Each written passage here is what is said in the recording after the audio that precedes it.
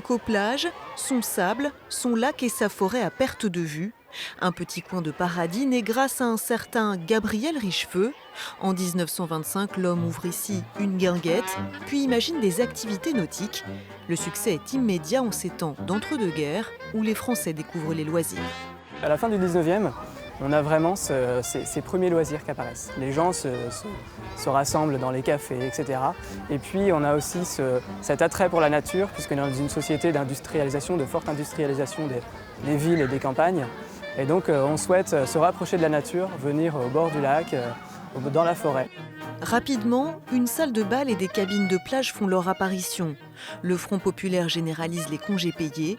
Des années d'insouciance que viendra assombrir le conflit de 39-45.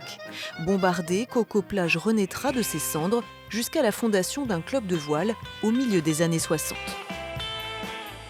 Et on a évidemment ce qui est aujourd'hui les choses les plus impressionnantes, c'est les grandes compétitions de hors-board qui ont eu lieu sur le lac, avec concours de ski nautique, saut en parachute, enfin démonstration de saut en parachute. Il y avait énormément de monde, une foule incroyable, assez peu sécurisée, mais c'était une autre époque. Et puis ça nous fait des photos incroyables aujourd'hui. 60 ans après, le club de voile existe encore. La guinguette n'est plus, mais l'âme de Coco-Plage reste intacte. Les touristes, eux, sont toujours au rendez-vous. Sans doute sont-ils nombreux à ignorer l'histoire de ces lieux qui ont pourtant traversé le temps sans jamais prendre une ride.